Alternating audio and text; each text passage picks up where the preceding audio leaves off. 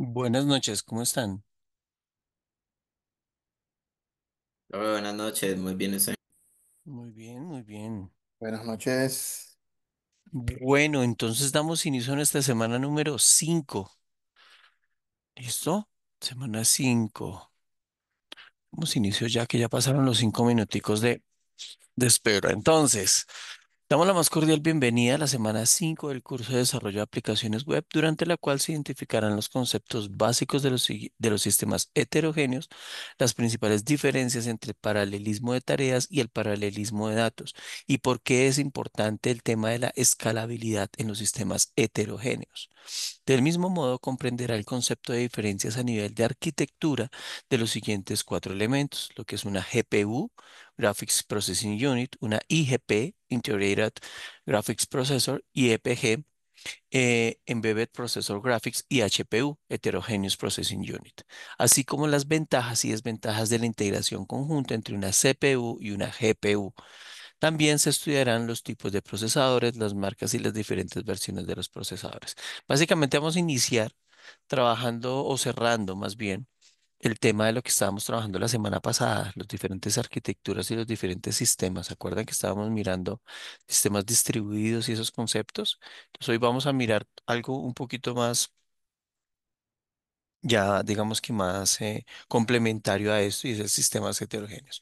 Luego vamos a empezar a mirar todo lo que es cada uno de los diferentes eh, eh, procesadores, por decirlo así, los tipos de procesamiento que pueden llegar a haber en sus diferentes chips o en sus diferentes eh, ofertas del mercado, que son las GPU, las IGP, las EPG, y puntualmente nos vamos a centrar en lo que es la CPU, que ustedes ya saben que es la unidad central de procesamiento, y la GPU, que es la unidad de procesamiento de gráficos. ¿Listo? Básicamente esos son los temas que vamos a trabajar el día de hoy. Bueno, entonces nos vamos para nuestro videito contextualizador. Desarrollo. ¿Dónde está acá?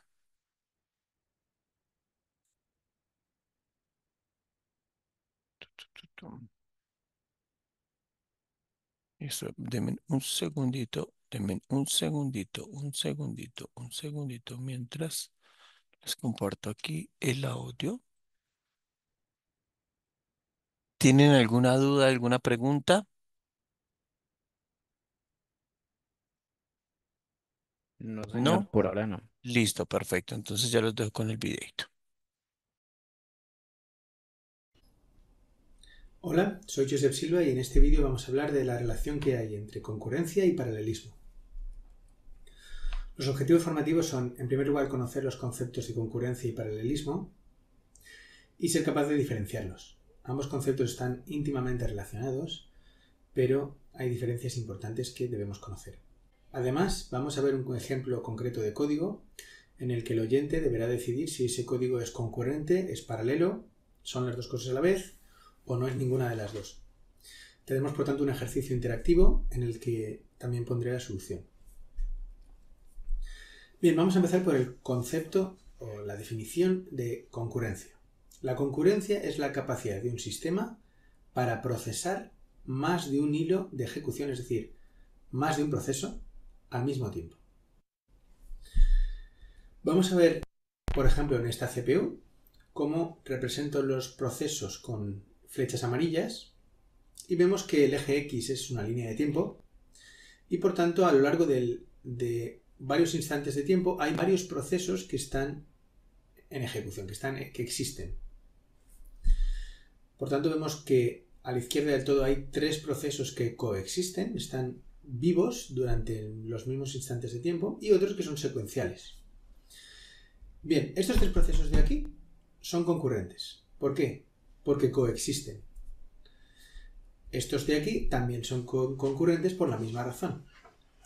Vemos que la coexistencia es más pequeña, solo un trozo de cada proceso coexiste con los demás, pero eso es suficiente para que sean concurrentes.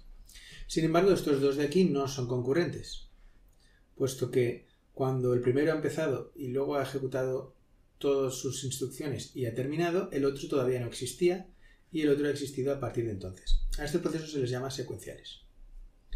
Bien, la pregunta del millón es: ¿son necesarios varios procesadores para que haya concurrencia? Y la respuesta es no.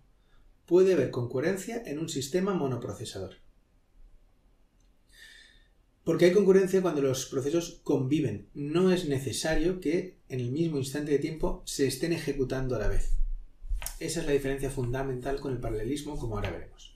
Bien, vamos a ver un ejemplo de esto que estoy diciendo. Tenemos 3 procesos que los 3 viven al mismo tiempo. La pregunta es, ¿cuándo se ejecutan?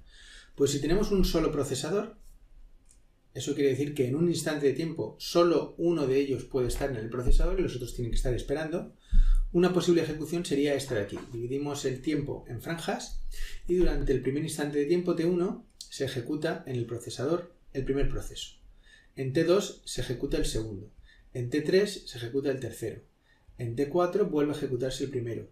En T5 el segundo. Y así sucesivamente. Esta es una posible ejecución de los procesos en un procesador.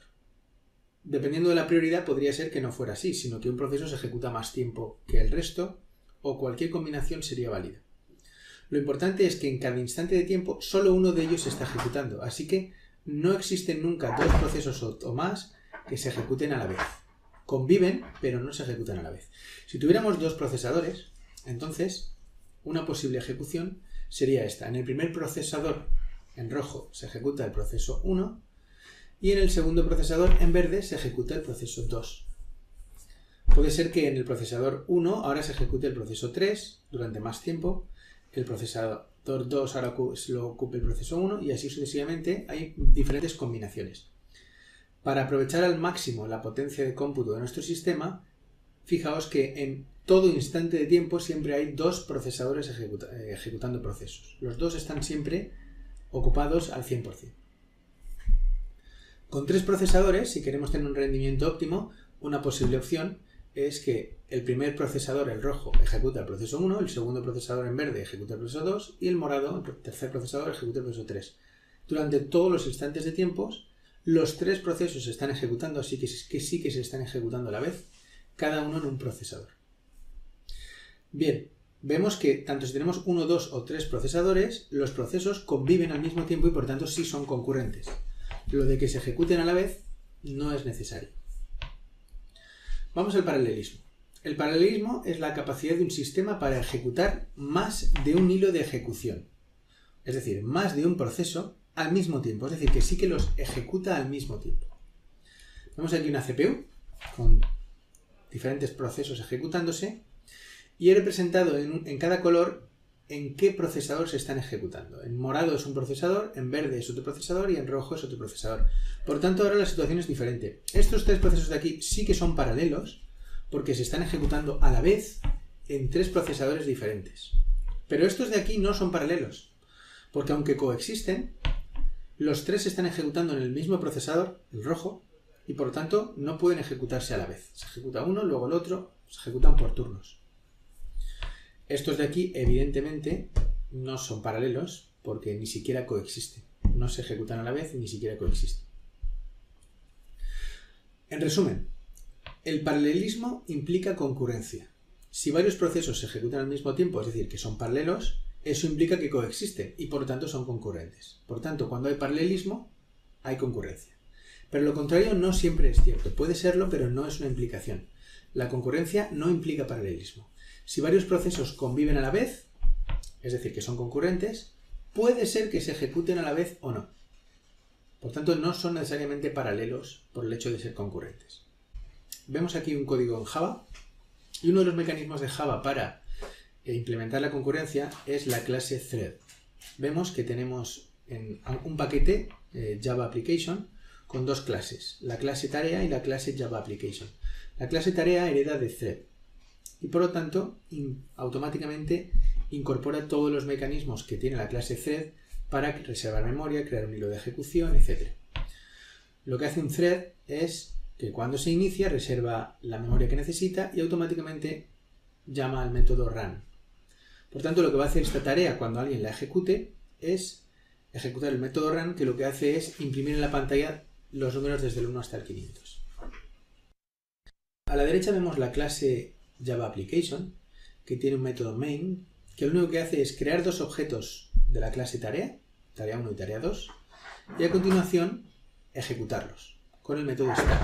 El método start es un método que se encarga de automáticamente llamar al método run. Así que aunque explícitamente no estemos llamando al método run, el método start sí que lo llama. La pregunta entonces es, ¿este código que tenemos aquí es concurrente, es paralelo, es las dos cosas a la vez o no es ninguna de las dos?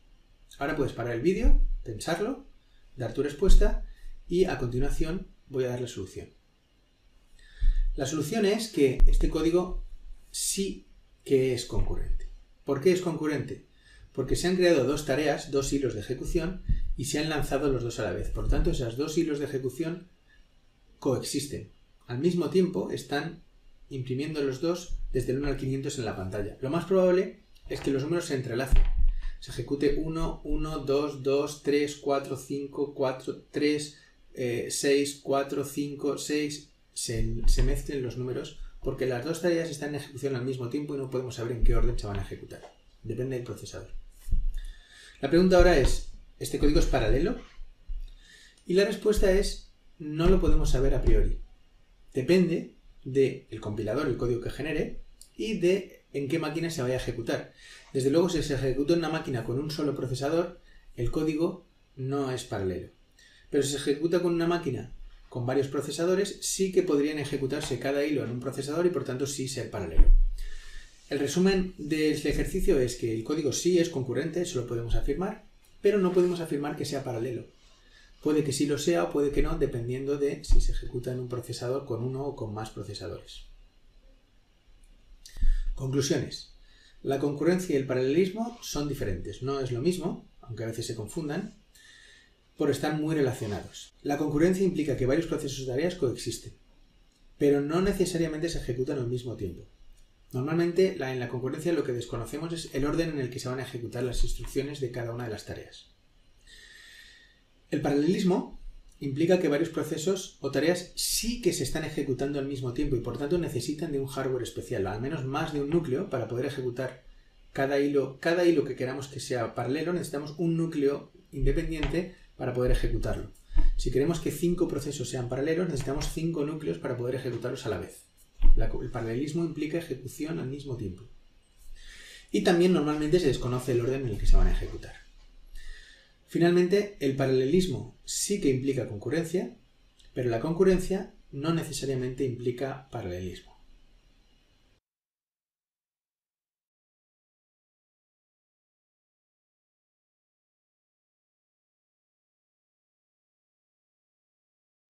Listo, queda claro el tema de concurrencia y paralelismo, ¿sí?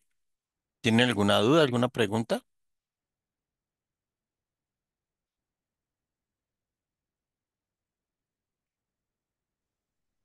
Profe, qué ¿No? pena. Sí. Sí, profe, qué pena. Paralelismo es que no me queda bien como los dos, no muy bien, no me queda bien claro los dos conceptos. Entre paralelos que pues llegué un poquito tarde a la clase también. Qué pena. Un segundo. Profe, en lo que busca la respuesta del compañero Ah, bueno, Jefin, gracias. esto, yo lo que tengo la duda es, aunque en el video nos mencionaban que el proceso en paralelo no se podía ejecutar si solamente tenía un solo procesador, ¿esto aplica para los procesadores que tienen varios núcleos? No, no. Cuando estamos hablando de un solo procesador, estamos hablando de un solo núcleo, ¿sí? Cuando ya, por eso el tema termina en ese tipo de cosas. Entonces, no, obviamente que si nosotros tenemos un superprocesador que tiene varios núcleos, pues se supone que cada núcleo va a hacer una tarea independiente. ¿Listo? Entonces ahí no Y, aplicaría porque no, digamos que es el concepto básico de cuando teníamos esos procesadorcitos que cada uno hacía una tareita independiente y no sé qué. Ya cuando empezaron a sacar estos monstruos de procesadores, los que empezamos con los Core 2 Duos, ¿sí se acuerdan? A mí sí, me señor. contaron, ¿no? Yo no me acuerdo de eso. Eh, cuando empezaron con los Core 2 Duo que ya venían con dos núcleos y que no sé qué, ahí ya pues depende de cada núcleo que empiece a hacer su procesamiento. Entonces, digamos que hoy en día podríamos afirmar que las tareas, casi la mayoría de tareas están hechas en paralelismo, ¿sí? Porque pues sencillamente cada uno está utilizando, cada hilo que se está desarrollando, pues la está manejando un núcleo independiente, ¿sí? Un núcleo por aparte. ¿Listo? Listo, profe, muchas gracias. Vale, desarrollo de aplicaciones. Qué pena con el compañero, no es que esté buscando la respuesta, es que estoy buscando las diapositivas para de una vez abordar el tema y darle cierre al tema. Sesión número 5, construcción de sistemas heterogéneos. Aquí está. Ah, pero abrí fue el PDF. Listo, ahora sí, esta es la presentación. Listo. Entonces, como veníamos trabajando la semana pasada, des en cuenta que, digamos que ahí estábamos trabajando o estábamos viendo una serie de arquitecturas que nos mostraban unas formas de trabajar y esas formas de trabajar, sencillamente lo que me dan es como herramientas para poder ser mejor, más eficaces y más eficientes, ¿cierto? Pero entonces, ¿qué es lo que pasa? Ah, esta es sesión 5. Construcción de sistemas heterogéneos. Entonces, ¿qué es lo que pasa? Que aquí ya no estamos mirando la arquitectura en cuanto a los computadores, en cuanto a la red, en cuanto a eso, sino ya estamos trabajando directamente sobre un solo computador. Y cuando trabajamos sobre un solo computador, lo que estamos viendo es qué prestaciones tiene ese computador que me pueden ofrecer a mí un trabajo mucho más rápido, ¿sí? Y ahí encontremos lo del tema de sistemas heterogéneos. Entonces, digamos que los sistemas heterogéneos básicamente lo que hacen es darnos diferentes tipos de procesamiento o diferentes tipos de procesadores, ¿cierto? Entonces encontramos dentro de ellos el CPU, la GPU, la FPGA, bueno, entre algunos otros que pues yo les nombraba al principio de esta sesión, ¿cierto? ¿Qué pasa con esto? Pasa que dependiendo de la arquitectura interna del computador, miren que ya no estamos hablando de una, vuelvo y repito, ya no estamos hablando de eh, eh, una arquitectura de red, sino una arquitectura de varios computadores, sino estamos hablando de una arquitectura interna de cada equipo.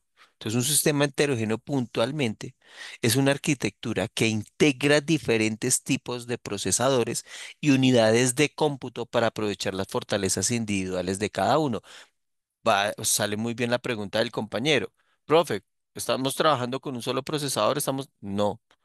O sea, para el ejemplo sí, pero realmente hoy en día un procesador que tiene muchos núcleos, pues tiene una capacidad de sistema heterogéneo bastante fortalecida, ¿cierto? Porque tiene muchos núcleos que cada uno lo que hace es sacar una cantidad de tareas. Pero cuando es lo que yo tengo un sistema heterogéneo realmente? Cuando yo tengo un sistema heterogéneo es cuando yo empiezo a mezclar no solamente la CPU, sino diferentes tipos de procesamiento. ¿M? Entonces ahí es cuando empezamos a ver, ah, no, es que yo tengo una tarjeta integrada dentro de mi computador. Ah, bueno, estoy utilizando una GPU, que es de la tarjeta integrada, ¿cierto? Y la CPU, que es el procesamiento normal, la unidad de procesamiento central normal, ¿cierto? Pero a su vez, esa unidad central de procesamiento, pues tiene una cantidad de núcleos que están realizando tareas independientes, ¿sí? Que se pueden realizar, ¿no? Porque pues como lo veían en el ejemplo, hay unas tareas que dependen de otras y cuando esas tareas dependen de otras, pues ahí sí sencillamente toca esperar a que se acabe para que inicie la otra tarea, ¿cierto? Pero hay unas que se pueden hacer en paralelo, ¿ok? Ese es el paralelismo, ¿ok?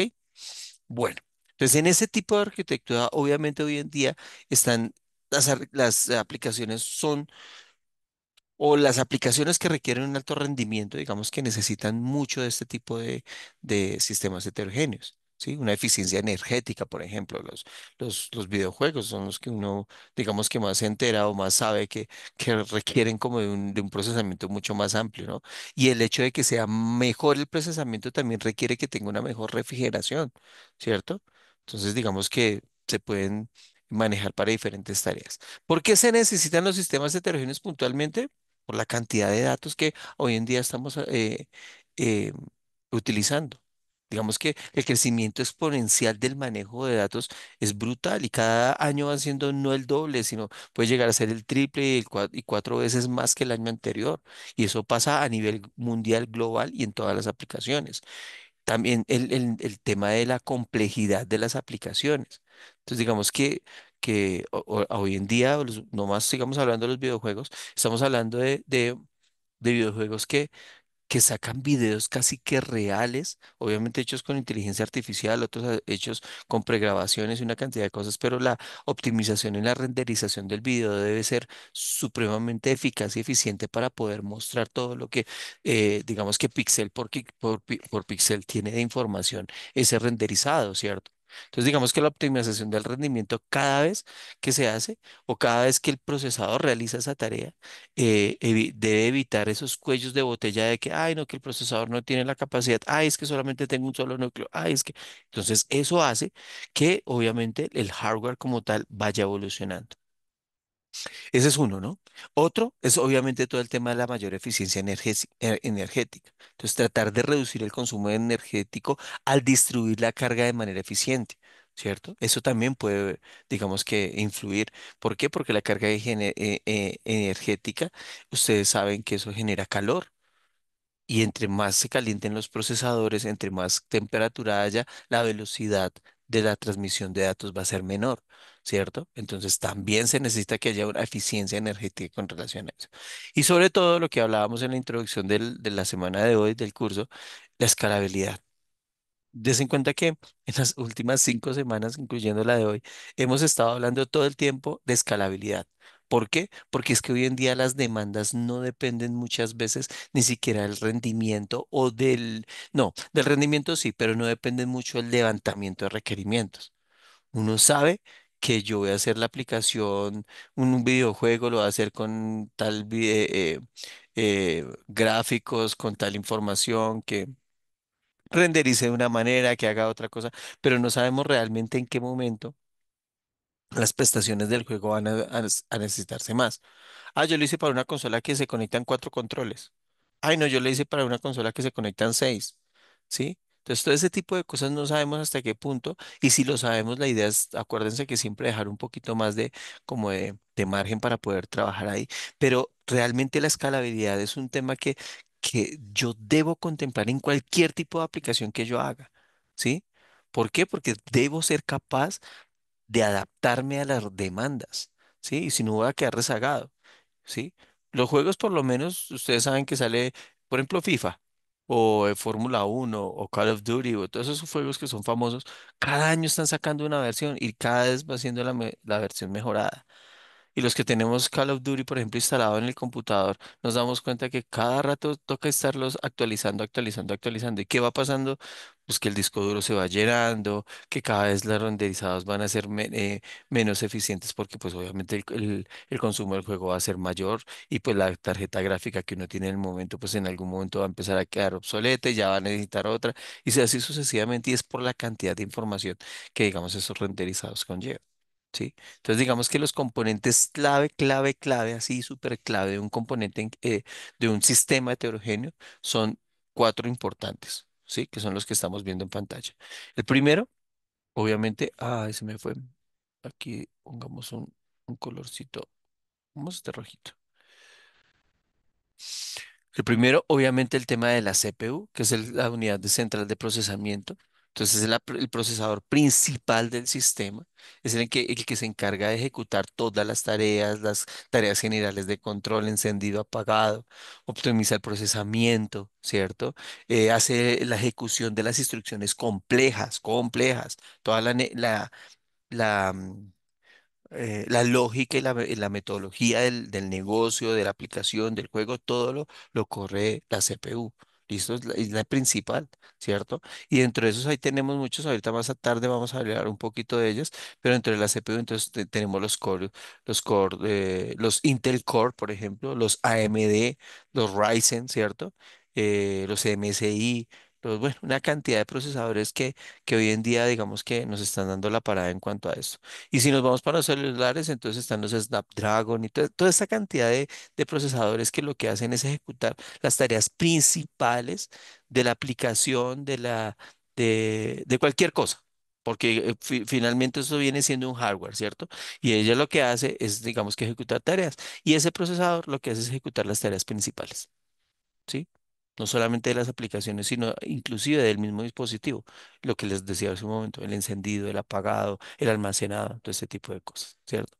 Después viene la GPU, perdón. Viene la GPU. La GPU, que es la unidad de procesamiento gráfico, Graphic Process Unit, ¿cierto? Entonces, esa es la que diseña, es la que está diseñada más bien para manejar todos los cálculos en paralelo, masivos, ¿cierto? Ideales para el procesamiento gráfico. ¿M? Tareas de computación intensiva, ¿cierto? ¿En qué se utiliza muchísimo eso? En inteligencia artificial, ¿cierto? En simulaciones científicas, en minería de datos. Obviamente los videojuegos, ¿sí? Eh, los telescopios de la NASA, por ejemplo. Bueno, hoy en día digamos que las GPU tienen varias marcas y una de las más importantes, por ejemplo, es la NVIDIA, ¿cierto? Yo sé que ustedes la conocen o la han escuchado. NVIDIA. NVIDIA, que es la famosa GeForce, ¿cierto? Esta empresa es una super empresa de gráficos. Entonces, les quería comentar que en la NASA, por ejemplo, los telescopios gigantescos de la NASA están basados en tecnología de NVIDIA. De ellos son proveedores de la NASA, ¿cierto? De esos GeForce. Obviamente tienen a todo nivel, pero digamos que eso se utiliza para eso. Obviamente están las AM Raedon. Bueno, hay una cantidad de marcas que digamos que estas son las dos más digamos que conocidas y las que más se comercializan en el mercado hoy en día, ¿cierto? Y lo que hacen es eso, un procesador gráfico para tareas paralelas. Entonces ahí es donde trabajamos el paralelismo. Mientras la CPU está trabajando una tarea, ¿cierto? La GPU puede estar trabajando otra paralelamente. Entonces ahí hay paralelismo, pero al mismo tiempo es un concepto de sistema heterogéneo. ¿Por qué? Porque tengo dos tipos de procesadores diferentes que hacen dos tareas diferentes en la misma aplicación, en el mismo sistema. ¿Ok? Listo. Después tenemos un File Programming Getter Array, que es un chip programable, ¿cierto? Entonces yo puedo cambiar esta CPU por este FPGA o viceversa, ¿cierto? Pero igual es un chip programable que permite personalizar, digamos que el hardware para que ejecute tareas específicas con mucha eficiencia. Entonces, por ejemplo, sistemas eléctricos, las centrales eléctricas, por ejemplo, ellos no tienen, sí, ellos llaman de que tienen un computador que no sé qué no, pero el chip está diseñado y está programado sencillamente para que haga tareas dentro de los procesamientos y de los procesos de electricidad y manejos de electricidad allá al interior de la empresa. ¿Listo? Entonces, eso es lo que ustedes deben de alguna manera entender, ¿sí? No es, sí, el computador, cuando ustedes, por ejemplo, en esas películas que salen y que la central de Chernobyl y muestran toda esa mano de computadores allá, no es que sean computadores como estos que tenemos y que los instalaron allá, no, esos son computadores hechos exclusivamente para que hagan esas tareas. De ejemplo, les coloco los de las centrales nucleares, de las centrales eléctricas, porque son como los más em, puntuales, pero por ejemplo, también nos podemos ir para chips que están hechos, por ejemplo, para los carros, ¿m? Para el manejo del computador del carro, ¿cierto? Que están mirando todo el tema del rendimiento de la gasolina, por ejemplo, estos carros que son híbridos, en qué momento pasar de gasolina a eléctrico o en qué momento empezar a... Esos son chips que están, obviamente funcionan como un computador, pero que yo no tengo acceso ni teclado ni nada, sino ellos ya... Con el encendido del carro ya les está entrando una información, ellos procesan la información y muestran en pantalla el resto si el carro va a no sé cuánta velocidad y aparte de eso tiene pulsadito el botón de economía en el combustible, entonces ellos regulan todo eso. Entonces des en cuenta que nosotros no necesitamos estarle metiendo información por medio de teclados y mouse y pantallas, ¿no? Sino ellos ya internamente la misma recorrer del carro, por ejemplo, le da información a ese chip para que pues haga los procesamientos correspondientes. Pero son chips programables, ¿sí? Son chips que ya están programados específicamente para esa tarea, ¿cierto? Y están los ASIC, que también tienen un sistema muy similar, pero digamos que son diseñados para una única tarea, concreta, puntual, ¿sí? Y obviamente pues ofrecen y ofrece un mejor rendimiento. Por eso las dejé estas dos como junticas, porque son muy parecidas, ¿cierto? Son muy parecidas, pero el ASIC es una sola tarea, tal. Encender las luces todos los días a las 6 de la mañana. ASIC solamente hace eso, no hace nada más, ¿cierto? Para la tarea que lo hayan puesto. ¿M?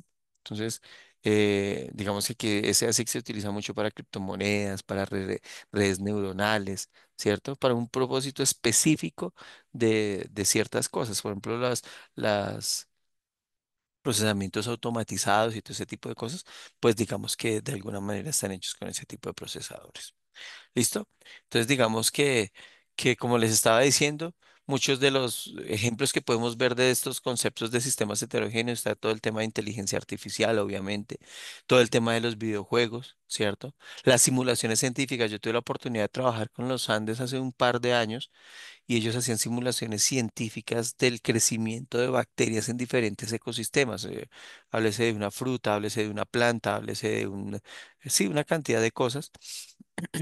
Y uno lo que hacía en esas simulaciones era gráficamente empezar a mirar cómo funcionaba la réplica o ¿cómo se llama? El crecimiento de esas bacterias en diferentes medio ambientes, con diferentes temperaturas, con diferente humedad, etcétera, etcétera, etcétera. Entonces, perdón, esas simulaciones científicas necesitaban un gran procesamiento para empezar a mirar, porque en algún momento empezaban a haber millones y millones y millones de datos y de información. Y eso es que conlleva finalmente a todo lo que nos pide ¿el tema de qué? El tema de simulaciones científicas, en este caso con los GPA. ¿Listo? Con los EPGA, perdón. ¿Qué más? Ah, bueno, todo el tema de la computación en la nube. Por ejemplo, proveedores como lo veíamos hace 8 días, ¿no? Proveedores de Amazon Web Service, de Google Cloud, de Azure, digamos que ofrecen sistemas heterogéneos precisamente para mejorar el rendimiento de las aplicaciones empresariales. Y como hoy en día, pues la mayoría de nosotros ya no estamos teniendo computadores físicos como servidores o servidores físicos dentro de nuestras empresas, sino lo que hacemos es alquilar un servicio online, pues sencillamente ellos tienen esa arquitectura, digamos que dispuesta para la necesidad o para el requerimiento de cada uno de los clientes. ¿Listo? ¿Preguntas, dudas, inquietudes? ¿No? Ahora se quedó claro lo que es heterogéneo, lo que es paralelo. Sí, compañero que entró un poquito tarde. Sí, señor, muchas gracias. Listo. Entonces, digamos que para cerrar esta diapositiva, digamos que la idea de todo esto es empezar y lo hemos trabajado desde la semana pasada. Lo que pasa es que, vuelvo y repito, la semana pasada lo trabajamos con varios nodos. Hoy lo estamos trabajando con un solo nodo, pero dentro del procesamiento se en cuenta que estamos teniendo, entre comillas, varios hilos y estamos tratando de que entre más pueda yo diversificar las tareas, pues obviamente voy a empezar a tener una mayor eficiencia y un mejor rendimiento, porque hago que cada cosa se encargue de una tarea en específico, ¿cierto?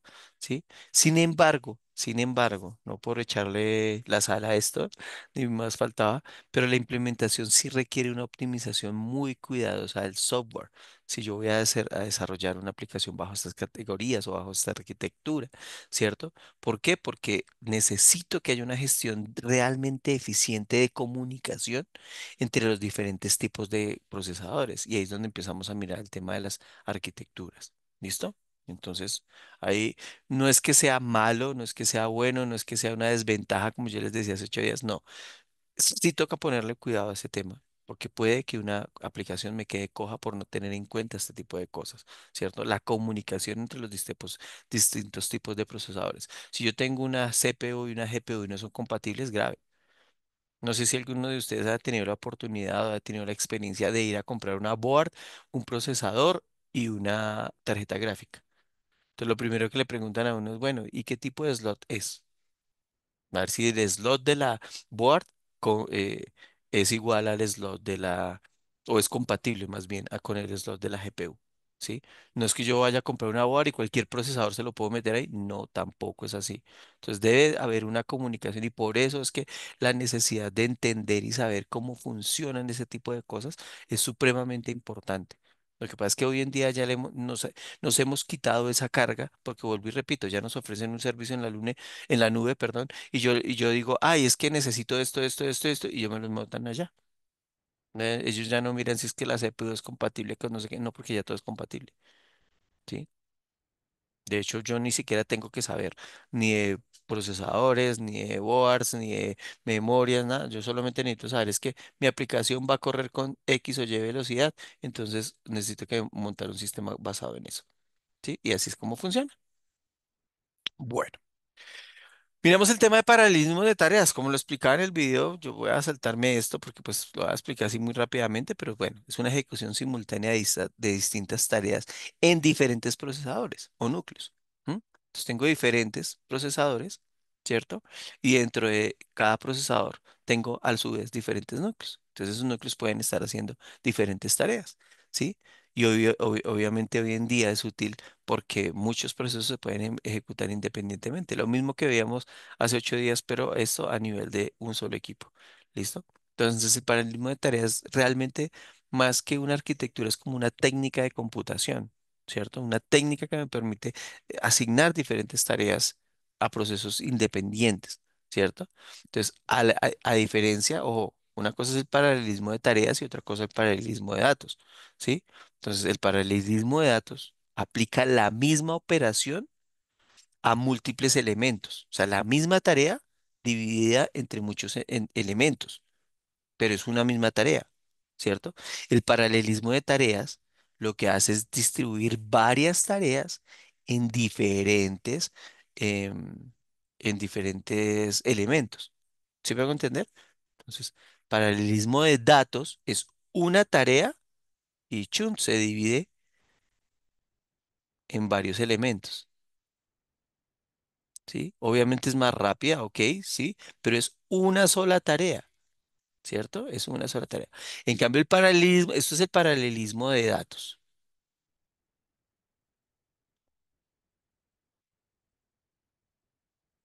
Esto es el paralelismo de datos. Pero el paralelismo de tareas, que es lo que estamos viendo acá, lo que hace es tener diferentes tareas en diferentes elementos. ¿Sí? ¿Es clara la idea? Diferentes tareas en diferentes. Entonces, cada una de estas es una tarea y cada una se va a un elemento diferente. Entonces, ¿cuál es más eficaz? Obviamente el paralelismo de tareas. Sí, pero pues depende. Depende de muchas cosas. Entonces, ¿qué es lo que pasa? Bueno, ya les expliqué, ya entendieron, creo que esto está supremamente claro, no quiero enredarlos más. Entonces, ¿qué pasa o qué ejemplos tengo yo con paralelismo de tareas? Por ejemplo, los sistemas operativos. ¿Sí? Entonces, un sistema operativo moderno de hoy en día ejecuta muchos procesos al mismo tiempo, por ejemplo, gestión de archivos, conexiones de red, interfaz gráfica, cada una de esas, pues se le asigna a un núcleo diferente de mi procesador, ¿sí? Entonces depende, yo tengo un Core i5, un Core i7 o una AMD Radeon, bueno, el que tenga. em, es lo que hace es coger cada núcleo y empezar a definir esas tareas. Otro ejemplo así rápido, chévere y fácil, por ejemplo, los servicios web, los cloud computing, los que estamos hablando ahorita, los cloud computing, ¿cierto? Entonces, un servidor atiende múltiples solicitudes, ¿cierto? De usuarios al mismo tiempo. ¿M? Entonces, cada una puede tener una petición HTTP diferente, pero cada petición HTTP puede ser procesada por un hilo en especial, ¿cierto? Y obviamente por un proceso de separado. Lo que hablábamos también, el tema de los automóviles, los autónomos, el tema de los videojuegos, el tema de las simulaciones científicas, todo ese tipo de cosas, pues realmente lo que hacen es darme realmente un paralelismo de realmente importante. ¿Qué desventaja tengo? Pues lo que hablábamos ahorita, hay mayor complejidad en la programación. Digamos que requiere una estructura de software bien diseñada para coordinar esas tareas concurrentes. Entonces el software debe estar diseñado para eso. ¿M? Obviamente, en ese orden de ideas, lo que les estaba comentando hace un momento, debe haber una sincronización muy, muy eficiente en la comunicación, porque algunas tareas pueden necesitar comunicarse entre sí para saber cuándo se terminó y así poder empezar la otra. O si necesito un dato para dos datos de dos tareas en paralelo para que empiece otra y viceversa, ¿sí? Entonces, la comunicación debe ser supremamente eficiente, ¿sí? Porque ahí pueden haber latencias, pueden haber bloqueos, demoras, digamos que me hagan ser mucho más lento y menos eficiente. ¿M? Y obviamente el tema de posibles condiciones de carrera, se llama eso race conditions, ¿cierto? Entonces, ¿qué pasa? Si varios hilos intentan modificar la misma variable sin sincronización, pueden empezar a haber errores impredecibles, ¿sí? Por ejemplo, si yo tengo aquí esta tarea uno, ¿cierto? Y aquí tengo esta tarea 2, ¿cierto? y digamos que se utiliza la misma variable. Son dos tareas diferentes, pero hay alguna de las variables que en algún punto sea la misma. Si yo no soy capaz de entender que la modificación más reciente o la más antigua, depende de cómo va a funcionar, va a modificar la misma variable, resulta que si yo modifico esta variable, ¿cierto? Porque esta hizo la tarea después y volví y la modificó acá, me tiro este proceso y viceversa.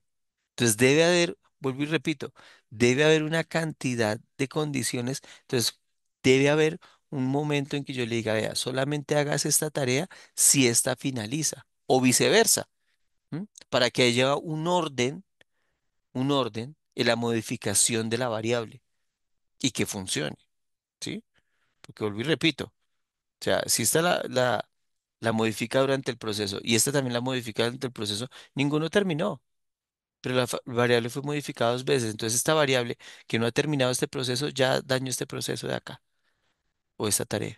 ¿Sí? Entonces eso se llama las posibles condiciones de carrera, race condition. No se les vaya a olvidar, eso es un tema parcial de certificación. ¿Listo? Race condition. ¿Qué herramientas y tecnologías para implementar tareas de paralelismo? Pues ahí, Profe, digamos que, dígame. perdón, lo interrumpo, es que me sale una duda respecto a esto, Ajá. sobre todo con las aplicaciones web, porque yo, digamos, cuando uno programa, pues no tiene en cuenta estos hilos.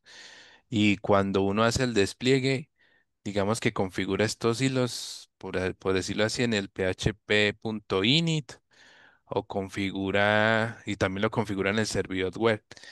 Entonces, ahí, ¿qué es lo que está pasando?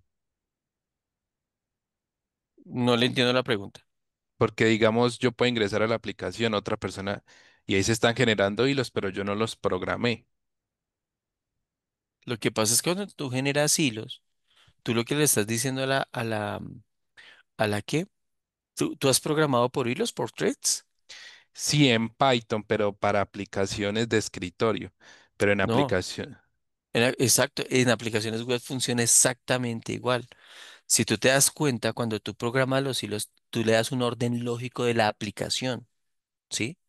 Y muchos de esos hilos se pueden ejecutar paralelamente dependiendo de lo que se necesite. Es más, digamos que Python trabaja mucho con el tema de, se me fue em, bueno, que tú le das un orden lógico a las tareas, ¿sí? Siempre y cuando la aplicación lo disponga de esta manera.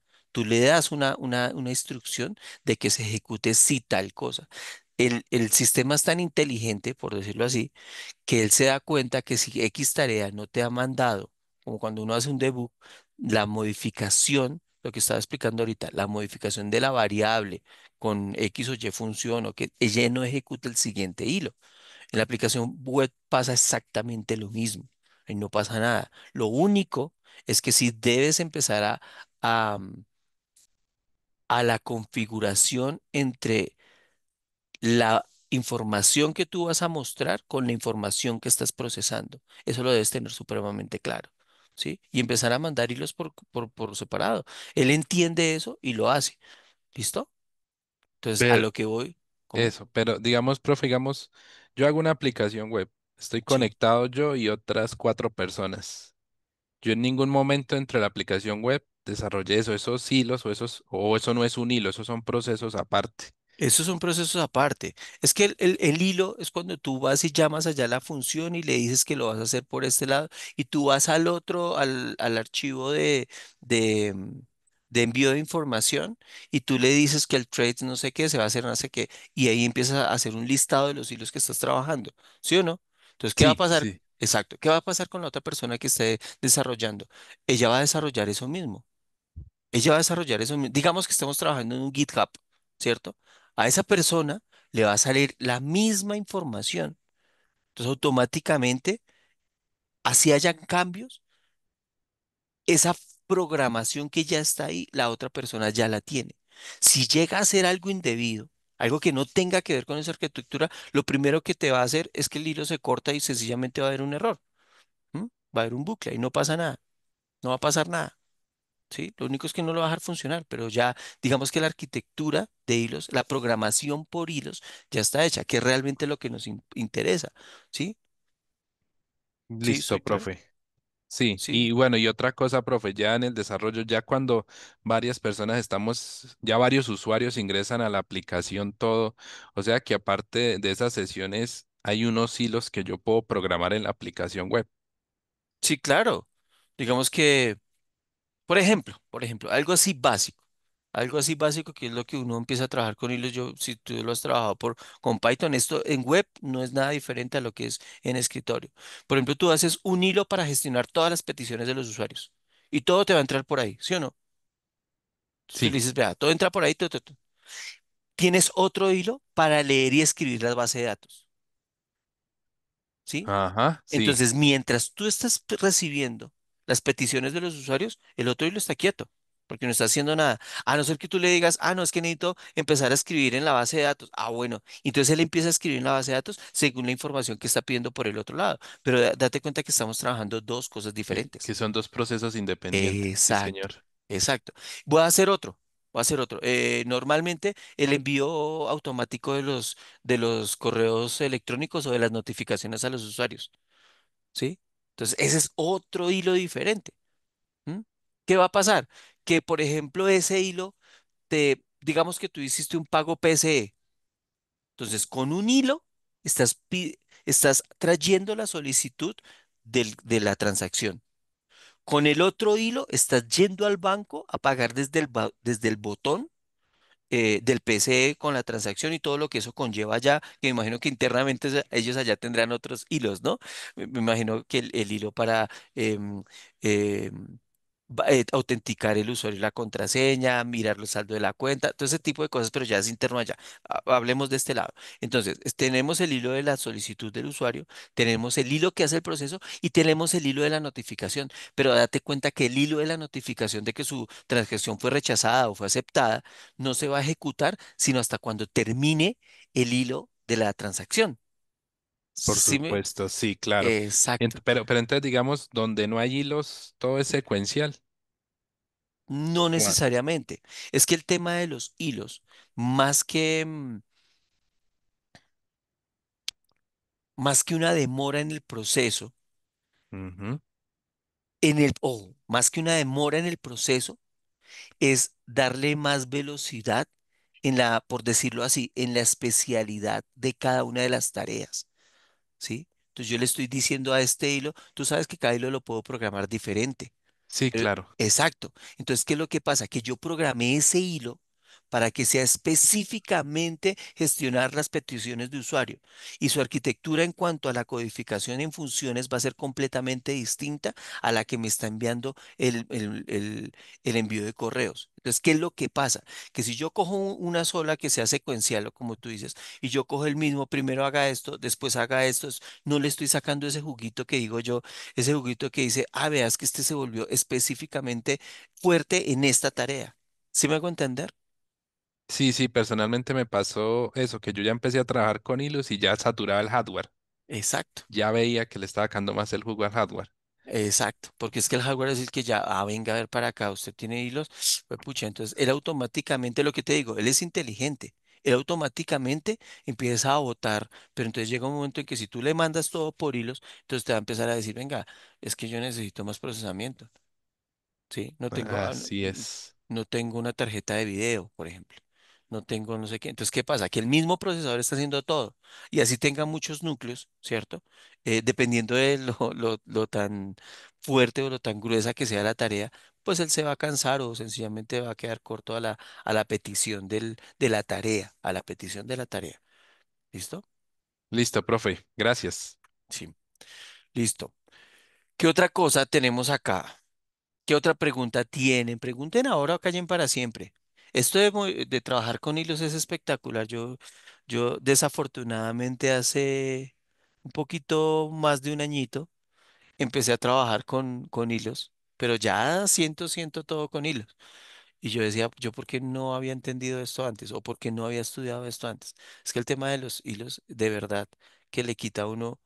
mucha sobrecarga a muchas cosas, pero pues también uno tiene que, como lo explicábamos ahorita con el compañero, uno tiene que tener un balance, pero si uno es consciente de todos estos elementos que les estoy mostrando y que les estoy dando, eso funciona como un relojito y funciona muy bien. Funciona muy bien.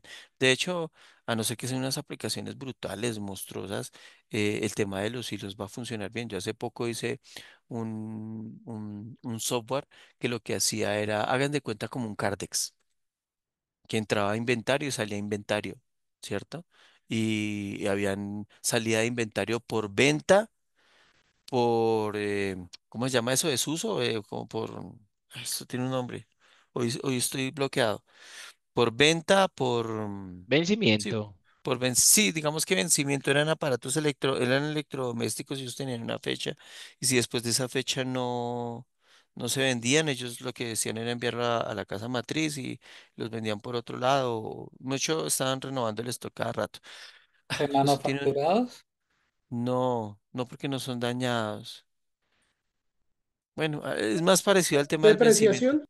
Depreciación, muy bien, ese es. Entonces, claro, cuando llegaba a cierto tope, entonces tocaba sacarlo y llegar al otro. Y así sucesivamente. Entonces, des en cuenta que cada vez que yo sacaba uno, yo hacía un hilo diferente. Y el hilo realmente lo que hacía era irme a conectar. O sea, los hilos me hacían las tareas, había otro hilo que me iba y me mostraba en la base de datos. Y dependiendo de el motivo por el cual yo sacaba o ingresaba al Cardex, tenía una tarea en específico. Y esa vaina funcionaba súper bien. Y lo hice con un Core i7 porque antes de montarlo web, lo probé con un computador, lo dejé, creo que casi 3 meses, lo dejé en mi computador aquí de la casa, con una IP pública, obviamente, y lo dejé conectado ahí a ver qué pasaba. Y funcionó súper bien, con un Core i7. Claro que un Core i7 de octava generación, tampoco tan nuevo, pero tampoco tan viejo, pero funcionó supremamente bien. Entonces ya después lo subí a la nube, yo dije, no, quiero tal procesador, quiero tal memoria RAM, una memoria RAM de 8 gigas, algo normalito, y funcionó bien, funciona bien. ¿Listo? Entonces, tampoco es que aquí no quiero asustarlos y decir, no, es que quiero el super procesamiento y lo super esto porque los hilos, no, vuelvo y repito, eso depende de la cantidad y uno ya le va cogiendo el tiro, sobre todo haciendo las cosas, muchachos. Háganla y prueban en su computador de escritorio, ahí es donde se dan cuenta. Y si tienen la oportunidad de poner eso en la nube, no, en la nube no, sino con una dirección, con una IP pública y que entren a su computador y que hagan las peticiones desde ahí, háganle. Entonces, eso también tiene que ver, la cantidad de peticiones que se lleguen a hacer o la cantidad de usuarios que estén recurrentes en el sistema, ¿no? Pero todo eso es haciendo, es que uno aprende y empieza a calcular. ¿Listo? Bueno, No sigamos estoy acá. seguro de si es más arribita. ¿Cómo?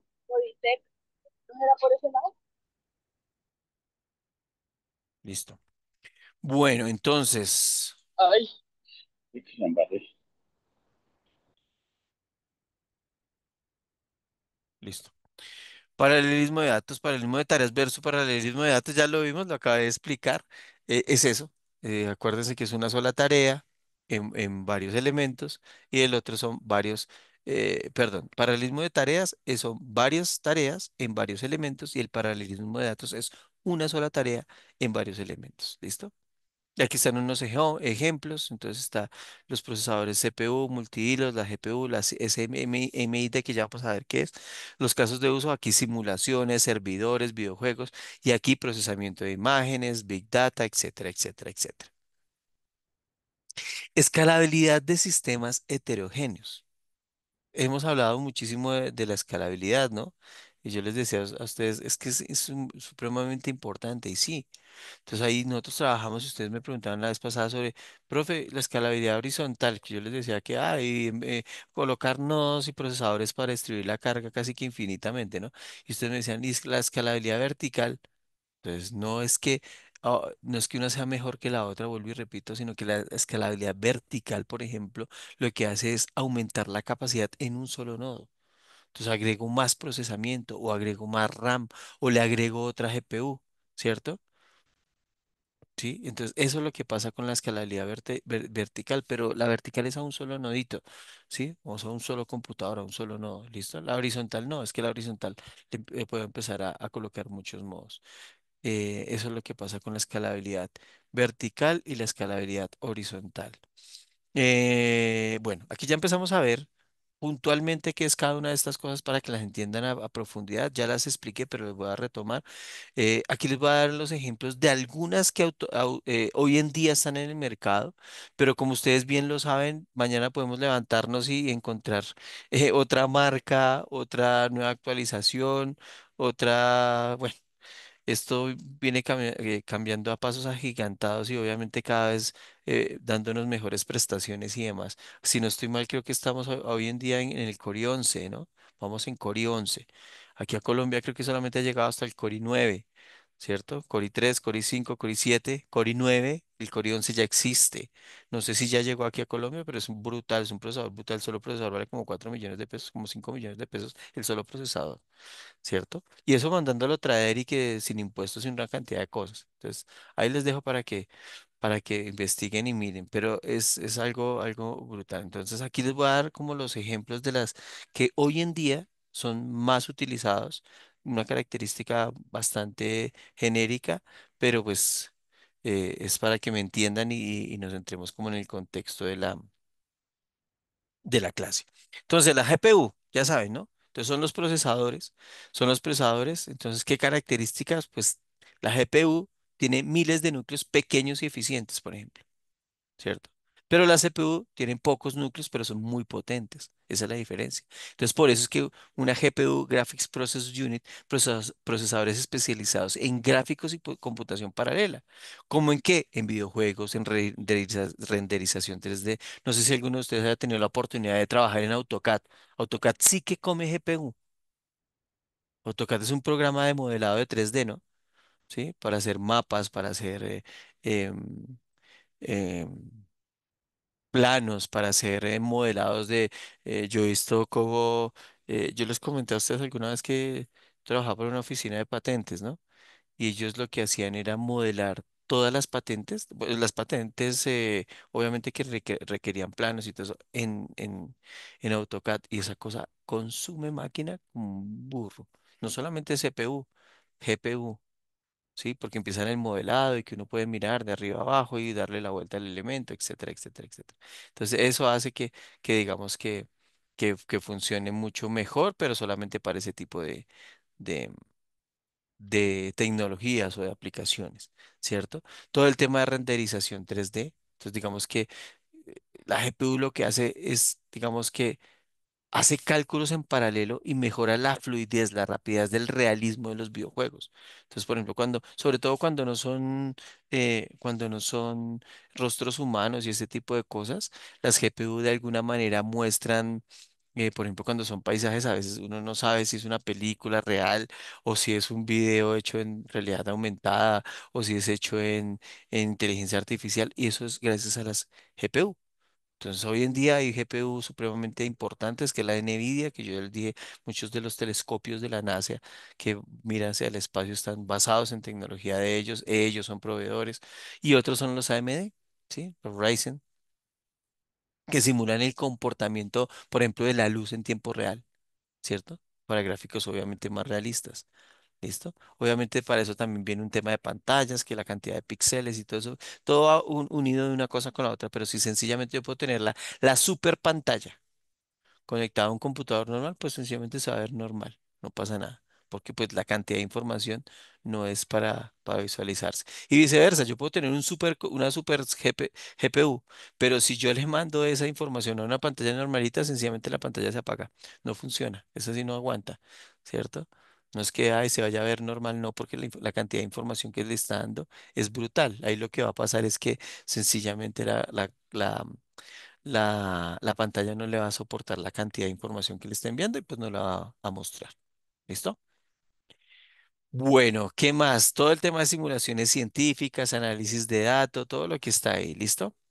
Vienen las IPG. Entonces, Integrated Graphics Procesos. Entonces, acuérdense que inicialmente, de hecho, hoy en día todos los procesadores pues son unos IGP. ¿sí? Sea un Core 2 Duo, sea un Core i9, sea una AMD Ryzen, lo que sea. Digamos que vienen siendo IGP, porque ellos, sin yo colocarle una tarjeta de graficadora, ¿sí? Una GPU, ellos renderizan el video, ¿sí? Lo renderizan.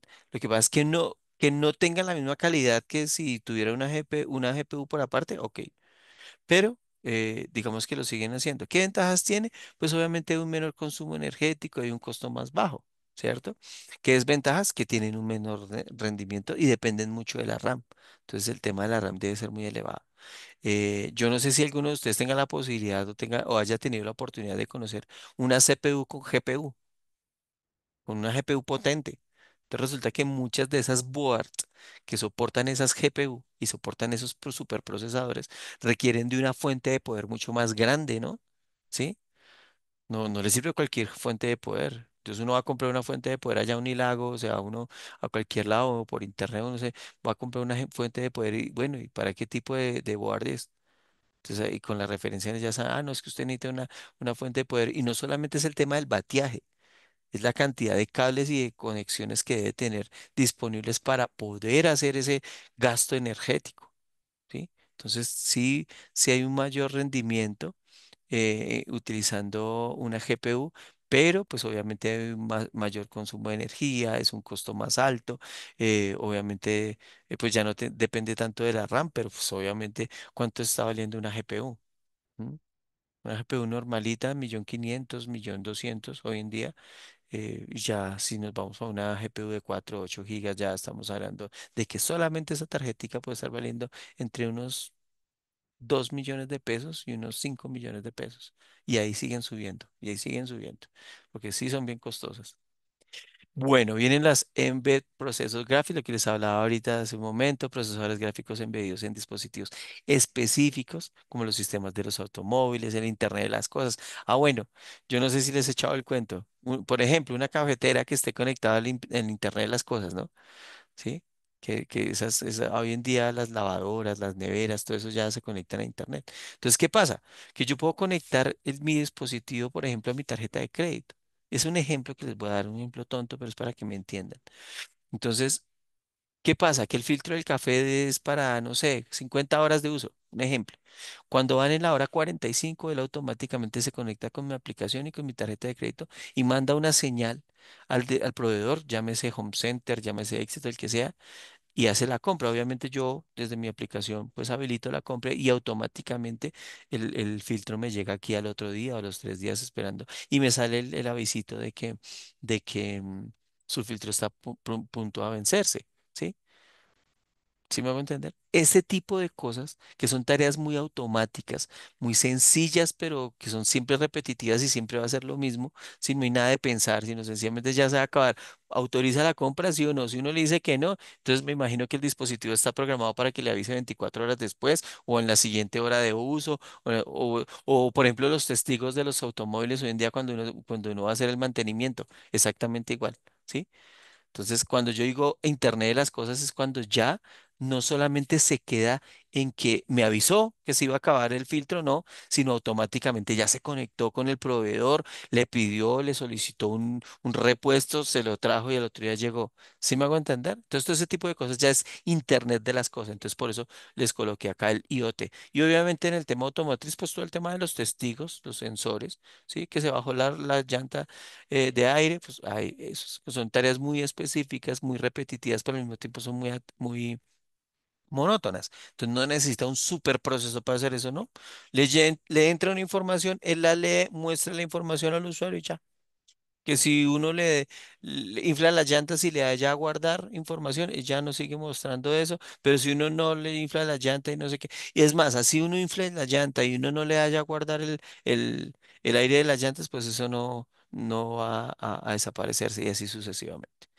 Y obviamente lo que les hablaba ahorita sobre todo las centrales energéticas, todo el tema industrial o control de procesos, digamos que una ensambladora de carros, o sea, todo ese tipo de cosas que lo que hacen sí es manejar robots, pero manejan esos robots de manera muy monótona, o sea, siempre hacen la misma tarea, coger el tornillo, voltear aquí. insertar. Coger el tornillo, voltear aquí, insertar. Y por debajo hay una banda que va pasando una pieza, después la otra, después la otra, y así. Y eso está sincronizado y ya no hace nada más.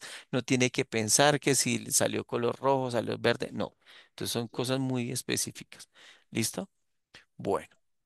Está la HPU, la Heterogeneous Processing Unit. Entonces, combina la CPU y la GPU en un solo chip para optimizar la computación heterogénea, mayor integración y eficiencia de cargas mixtas. Pues sí, hace tareas paralelas, pero sencillamente no tienen una, una ¿qué? Una eficiencia mayor a lo que ya estamos hablando. Comparación entre CPU y GPU, pues aquí ya lo hemos visto. Entonces, la característica en cuanto a núcleos, las CPU son pocos pero más potentes, la GPU son miles de núcleos pero más pequeños. El uso principal, este es un procesamiento secuencial y la GPU un procesamiento en paralelo. Las aplicaciones, pues aquí lo que más se utilizan para la CPU son los sistemas operativos y el software en general, y la GPU como cosas especiales, específicas, la IA, la renderización de simulaciones, etcétera. Tipos de procesadores, entonces aquí lo que les decía, dentro de la CPU los más importantes están los Intel Core 3, 5, 7, 9, 11, AMD Ryzen, también está el 3, el 5, el 7 y el 9, no sé si hay más. La GPU, entonces las importantes están esas dos, la NVIDIA GeForce y AMD Radeon son las más comunes, también hay otras MSI, está Asus, bueno, hay otras por ahí también que fabrican GPUs. FPGA, entonces está Exilin y Altera, entonces acuérdense que este ASIC y este FPGA ya son personalizables, o sea, yo puedo comprar el procesador, hay unos dispositivos donde los coloco y yo puedo programarlos para X o Y tarea y están estas marcas importantes, Xilinx y Altera, y de los Axis están los Google TPU y los Apple Neutral Engine. ¿Listo? Bueno. Marcas y versiones de procesadores, ahí están. Los Core, pues, los que más les he hablado, pero también existen hoy en día los Xeon y los Atom, que obviamente son mucho más pequeños, pero es que estamos acostumbrados a comprar supercomputadores, ¿no? Entonces comprábamos el computador para la casa, un Core i7. ¿Para qué? Uno no utiliza toda esa cantidad de núcleos. Ay, pues que es para el niño hacer las tareas. Sí, pues con un Xeon, un Atom funciona bien. ¿Usted qué necesita? Abrir Word, cerrar Word, navegar en Internet, etcétera, etcétera, etcétera. Lo mismo pasa con AMD y con todo esto. Con todo esto pasa lo mismo. Entonces es tener como uno la dimensión de cuáles son las tareas que ese computador va a ejecutar. No, que es que el niño quiere jugar. Ah, bueno, entonces compré un Core i7 de décima onceava generación con una GeForce, no sé qué. Eso es diferente. ¿Listo? Y en cuanto a los procesadores, digamos, de los dispositivos móviles, están los Snapdragon y los Apple M Series, em, entre los más, digamos que populares. La integración CPU-GPU ya la vimos. La conclusión, bueno, entonces. La heterogeneidad maximiza el rendimiento. El paralelismo tiene, lo que hace es fundamentar estrategias fundamentales, ¿cierto? Entonces depende si yo necesito un mayor rendimiento o necesito ejecutar tareas. Y la integración, pues obviamente de todo esto lo que va a hacer es impulsar el futuro. Puntualmente hoy en día, vuelvo y repito, como ya se los acabo de decir durante toda la presentación, vamos a pasos agigantados. No sabemos mañana qué procesador o qué tipo de arquitectura salgan dando respuesta a esto. ¿A qué? A la cantidad de información. Yo aquí me centré mucho en el tema de los procesamientos puntuales o importantes y en los de GPU. Sí, eso sucede, pero no sabemos qué más cantidad de información podemos hallar. Por ejemplo, no les hablé a profundidad sobre las criptomonedas. La cantidad de información bueno, la criptografía, criptomoneda no, sino la Big Data, ¿cierto? Yo no les hablé sobre ese tipo de cosas, pero la cantidad de información que cada vez las empresas están manejando es brutal y obviamente los requerimientos en cuanto a almacenamiento, en cuanto a procesamiento y todo este tipo de cosas, cada vez también va siendo mucho más exigente. Pero cuando digo mucho es muchísimo y la cuestión es que va creciendo no en lineal, sino exponencialmente. O sea, cada vez va siendo no el doble, no el triple, sino cada vez va siendo muchísimo más. Entonces, digamos que de alguna manera eh, debemos estar preparados a eso. Entonces, digamos que todo esto va a seguir impulsando nuevas arquitecturas, sobre todo heterogéneas, ¿sí? Igual que las API, ¿no? Por ahí en unas 2 semanitas vamos a empezar a mirar qué son las API, cómo funciona y todo el tema. Pero aquí en cuanto a hardware, eh, necesitamos de alguna manera ser compatibles con los demás sistemas. ¿Sí? Por eso hoy hablamos de optimización de sistemas heterogéneos, que tengan diferentes tipos de procesadores, pero que a la final yo los pueda converger en un solo nodo o en una serie de dispositivos que me permitan eh, sacar el máximo, aprovechar el máximo de la combinación de esas CPUs, de esas GPUs y de todas las cantidades o clases de procesadores que puedan llegar a salir, ¿cierto? Entonces, esto es clave, sobre todo hoy en día, ¿cuál es el boom de hoy en día? La inteligencia artificial. Entonces, digamos que la integración de todos estos sistemas para la inteligencia artificial es supremamente clave, porque la inteligencia artificial echa mano de todo lo que tiene a su alrededor. Y cuando yo hablo de todo es absolutamente todo. Y entre mejor maquinaria tenga, entre mejor dispositivos tenga, pues mejor sus respuestas y mejor análisis va a ser. ¿Listo? Eh, Nada, muchachos, eso es todo lo que tenía para decir, que decirles el día de hoy.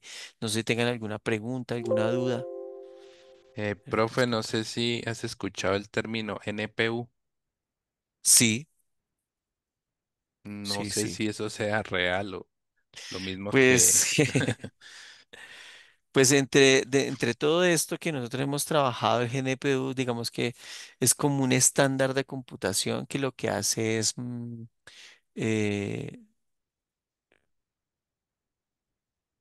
lo mismo que la GPU, es igual que lo mismo que la GPU, sino que de alguna manera eh, le han dado le metieron la N ahí como para darle ¿qué? Un contexto neutral, normalmente se utiliza ahí. Entonces, como un procesador, como un proceso neutral o digamos que unidad de procesamiento gráfico neutral, ¿sí?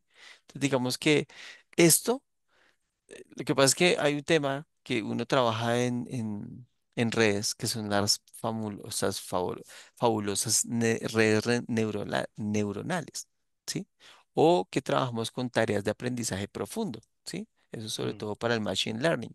Entonces, digamos que se supone que estas GNPU, ¿cierto? De alguna manera lo que hacen es optimizar la eficiencia energética del rendimiento de esos dispositivos, como por ejemplo smartphones o dispositivos, ¿sí?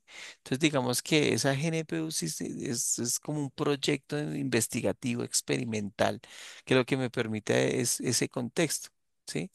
Pero pues dependiendo de eso, yo le puedo dar un significado u otro. Digamos que en el ámbito académico, si vamos a hablar del ámbito académico como tal, yo de profe enseñarles a usted, uno utiliza una GPU y una CPU y ya, punto.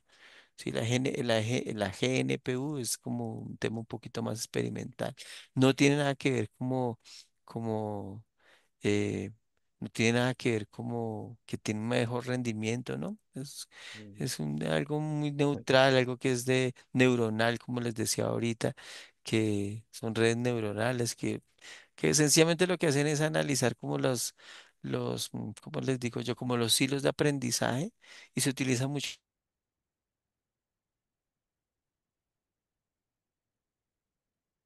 estado o que se ha estado utilizando dentro de la tecnología, ¿listo?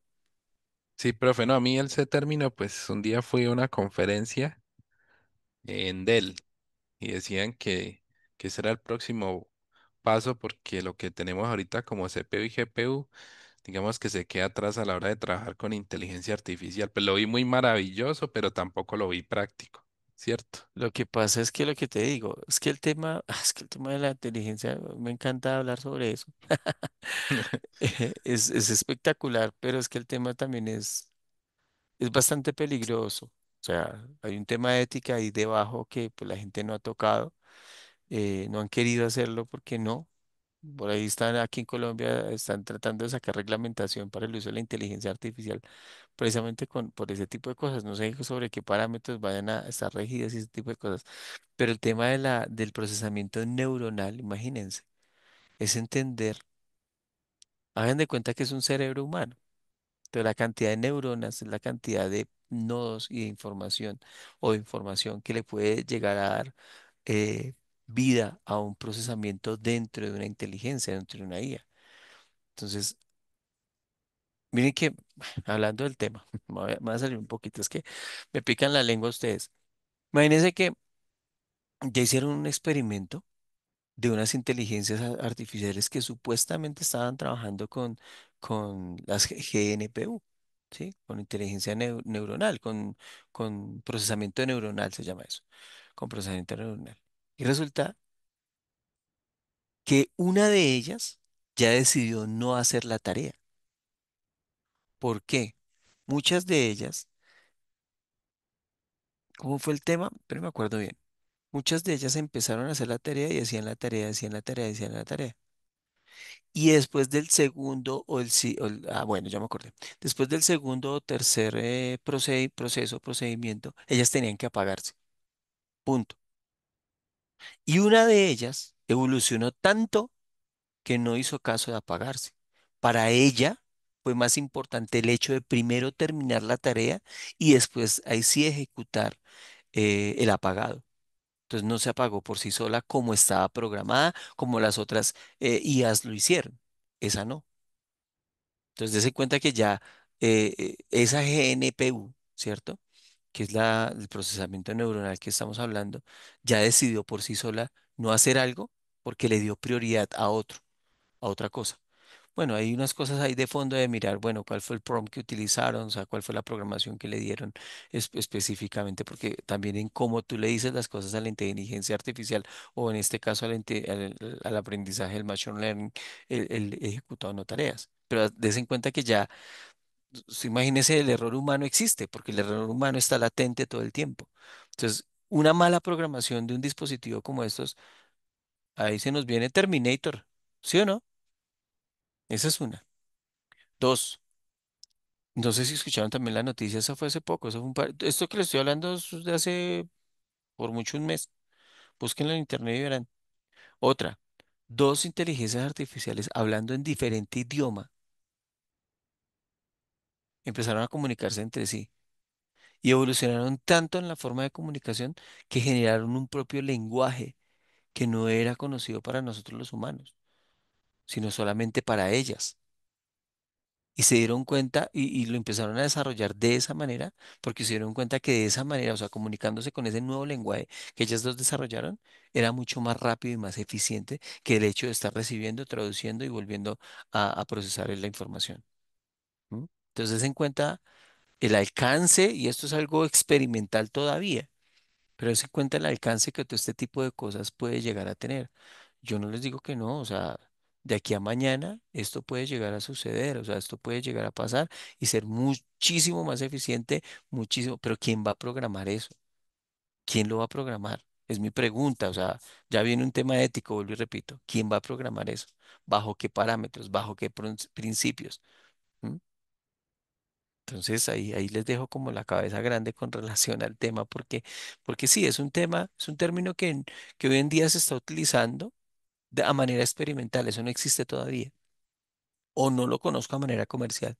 Es un término experimental, es algo muy neutral, es algo que hable sobre el procesamiento neuronal y va muy enfocado al tema del aprendizaje profundo, al aprendizaje del machine learning. ¿Listo? Pero de día que sea mejor o peor, la pregunta es quién va a programar eso y bajo qué principios o qué em, dilemas éticos se empiezan a entrever ahí, ¿no? Ahí les dejo, muchachos. Listo, profe, gracias. Vale, vale. Bueno, muchachos, ahora sí los dejo. Les mando un abrazo gigante. Recuerden que para esta semana tenemos el foro para poder participar. Ya en un momentico se los habilito porque no se los he habilitado todavía. Venga de una vez antes de que se vayan Sí. porque si no, después no Profe, lo y puedo. ahí hay una pregunta. Yo, En la primera dice que cuál considera que fueron los lenguajes de programación más fáciles y cuáles los más difíciles de programar en aplicación desarrollada. ¿Qué aplicación? no, no. Ahí ustedes pueden buscar los que quieran y basarse en lo que quieran para ¿Mm? definir esto. Yo les decía a ustedes, Ok. nunca hay y esto va en contra de lo que yo les he enseñado, nunca hay un lenguaje más fácil o más difícil. Es cierto. Nunca. Eso no lo hay. Eso depende puntualmente es de qué quiere usted como requerimiento. Ujú, Ahí es donde usted dice, ah, es que voy a utilizar PHP, ah, es que voy a utilizar Java, ah, es que voy a utilizar... Porque dependiendo de eso, ¿acuerdan que yo les decía en algún momento, decía, es que uno normalmente se acostumbra a programar en el que uno es un duro. ujú, Entonces le dicen a uno, haga un calendario, uno lo hace, por ejemplo, yo lo hago en JavaScript. Hágase un sistema de notas, lo hago en JavaScript. Hágase un todo lo hago en JavaScript porque es un test en JavaScript. Entonces, pues, ¿para qué me voy a fregar en el otro? Pero no, no, aquí lo importante es entender cuál es el contexto de cada uno de los lenguajes de programación. ¿Por ujú. qué surgió ese lenguaje de programación? O sea, ¿por qué existió PHP? Y yo les decía a ustedes, PHP hace cuánto lo están sacando del mercado. Y ahí sigue vivito y coleando. Y hasta con mejores versiones. ¿Sí? Pero lo están sacando hace yo no sé cuánto. Salió Python y dije, no, todo el mundo va a programar en Python. Sí, Python es la berraquera y Python se, se, se, se entiende muy bien con muchos lenguajes de programación, pero ahí sigue en el mercado, ahí siguen los demás. Entonces, COBOL, ¿cuántos años lleva? ¿Sí? Yo creo que a ustedes ya les hablé algo sobre eso, ¿no? COBOL lleva no sé cuántos años en el mercado y es el 80% de la banca mundial Ujú. está escrita en COBOL. Sí, señor. Sí, sí, y es una vaina que es súper viejísima ya. Hoy en día, búsquense un programador en COBOL a ver si lo encuentran a la vuelta de la esquina. No lo encuentran, no lo encuentran. No, ya la ¿Sí? mayoría de pensionar. Exacto. Y los que sabemos programar podemos darnos el lujo, en COBOL, ¿no? Podemos darnos el lujo de cobrar duro. Porque es que no cualquier empresa contrata un programador en COBOL. ¿M? Y si lo Sí. contrata es porque es algo específico, o sea, ¿sí?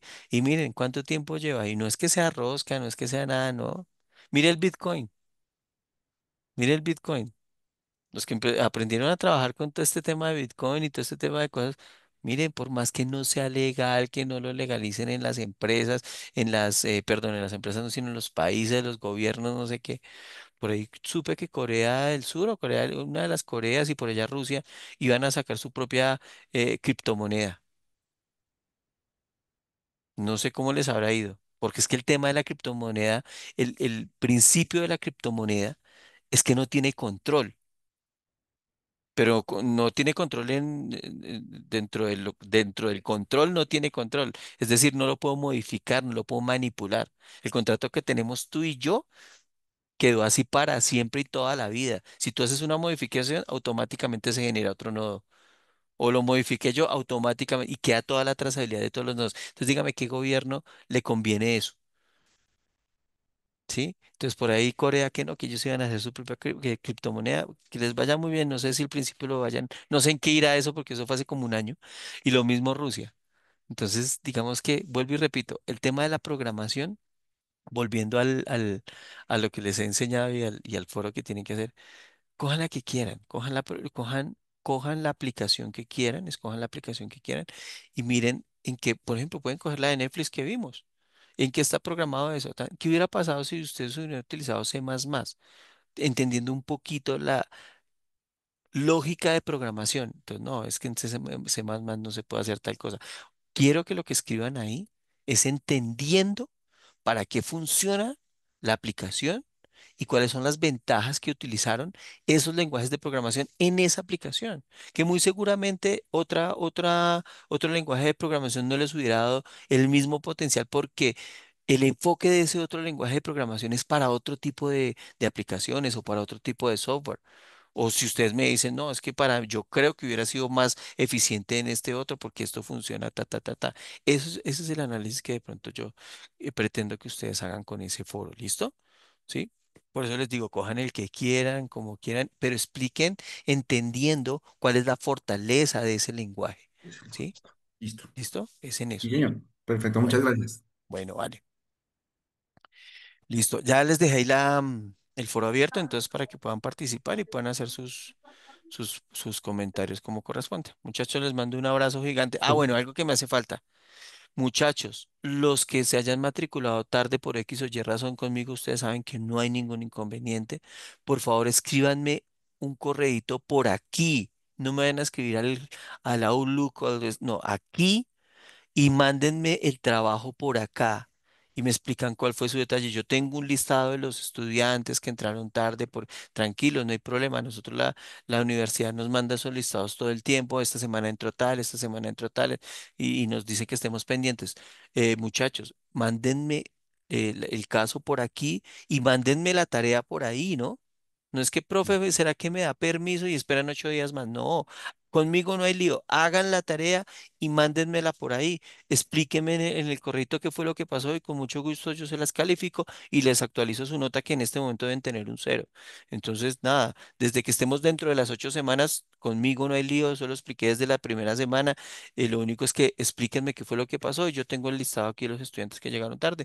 Ya no hay ningún inconveniente. Me mandan ahí la tarea por este mismo. Hay una parte donde pueden adjuntar, no subir la tarea a la actividad, no, sino en el mensaje hay una parte donde pueden adjuntar ustedes archivos. Me lo adjuntan ahí, me explican, profe, mire, aquí le envío la tarea la semana 2 porque entré tarde y no sabía cómo era el cuento hasta que usted explicó, no sé qué, me explica ahí. Yo voy y lo valido en el listado que nos dieron y le califico y le subo la nota. No hay lío. ¿Listo? Entonces, para que lo tengan presente, por favor, y lo hagan. No esperen a la octava semana, porque si llegamos a la octava semana, acuérdense que la octava semana uno entrega el entregable empezando que ya no es el lunes sino el domingo y las notas se cierran 2 días después, o sea, el martes ya está cerrada la plataforma, después de eso ya no les puedo calificar. Entonces no dejen todo para el final, sino los que tengan trabajos pendientes, envíenmelos y me explican la excusa, lo que pasó, qué les sucedió y yo con mucho gusto les colaboro ahí con el tema, ¿listo? Bueno, no siendo más muchachos, les mando un abrazo gigante, que descansen y nos vemos dentro de 8 días, muchachos. Que estén muy, Profe, muy muchas bien. gracias. Gracias, Gracias. buenas noches. Dale, Bueno, profe, gracias. Gracias, vale, profe. chao, chao. Gracias. Hasta luego, buenas noches. Gracias.